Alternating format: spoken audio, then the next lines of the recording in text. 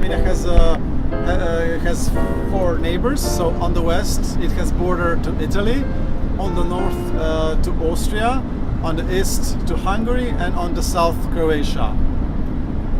Slovenia has a surface of 20,200 square kilometers.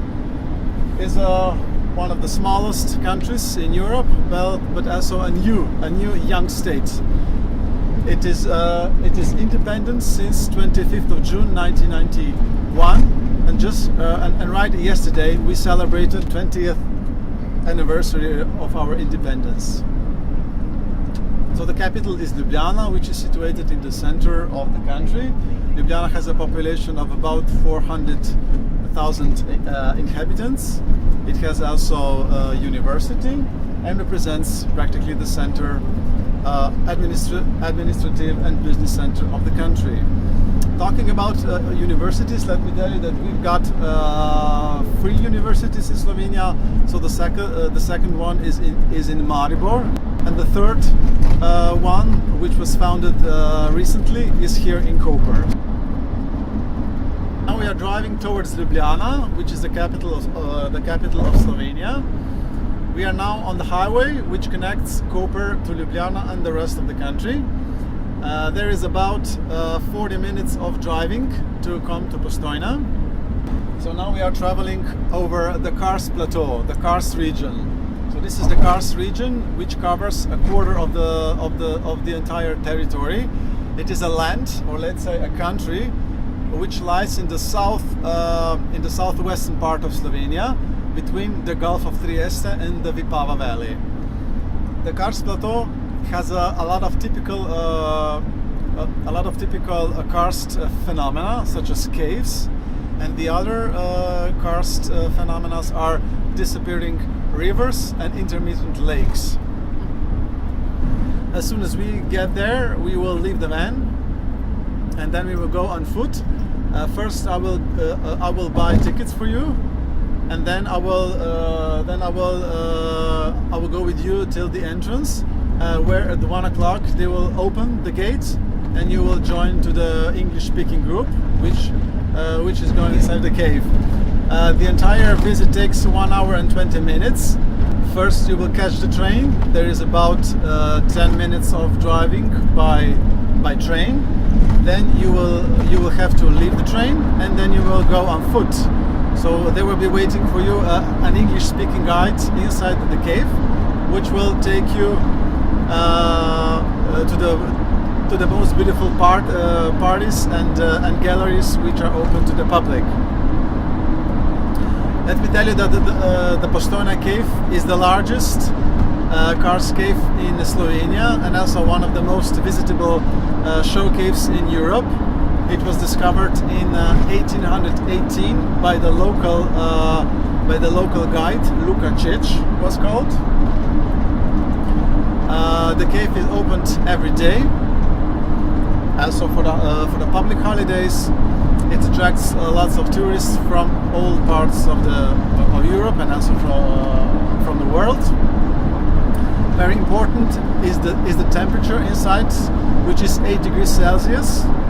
It is the constant temperature, which means that 8 degrees Celsius during the whole year. It is also quite humid, so the humidity can reach up to 100%. If you feel cold before you go inside, you can rent a coat. There is a small office outside where you can rent a coat. I will show you when we get there where is possible this renting a coat. At the end, when you finish your walking tour through the cave on foot, you will be driving back by the same train. So the same train will take you back to the surface. So the entire excursion takes 1 hour and 20 minutes.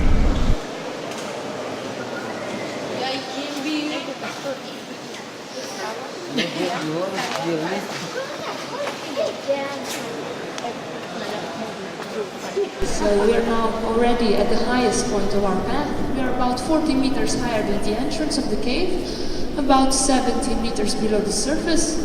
Now this part here, this is called the Great Mountain, and it was created by falling rocks.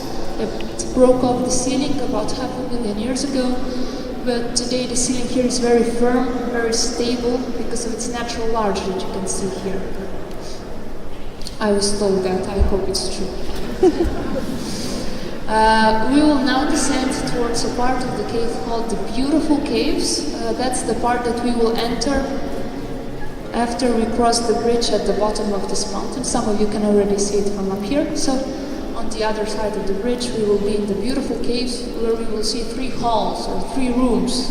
The first one is called the Spaghetti Hall. Are you hungry? I have a lot of spaghetti.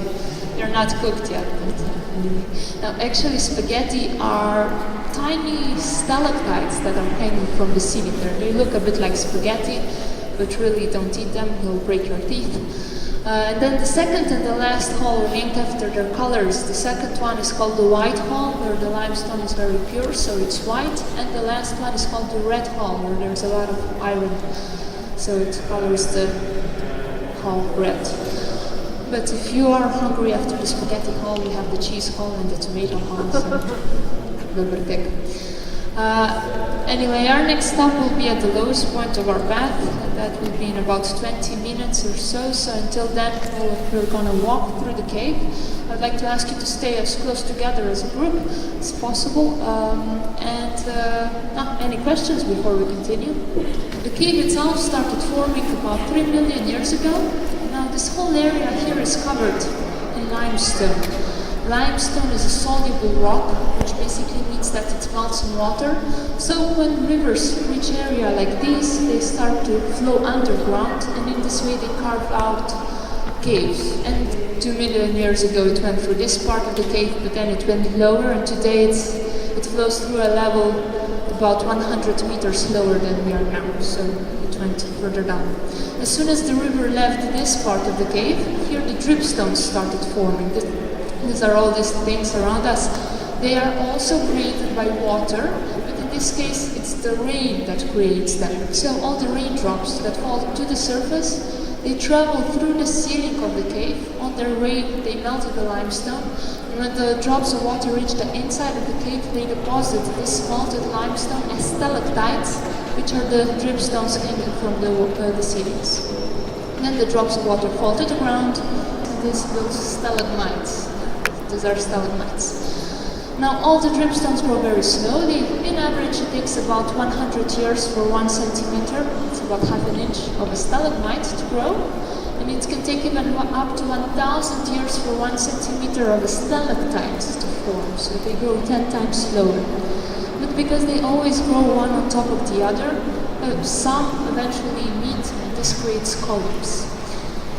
The different colors that you can see in here are here because of different minerals inside the rock. White is natural for pure limestone, so that's only calcium carbonate.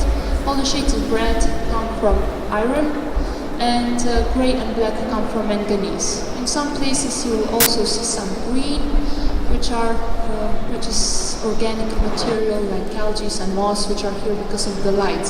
It isn't otherwise natural for the other control.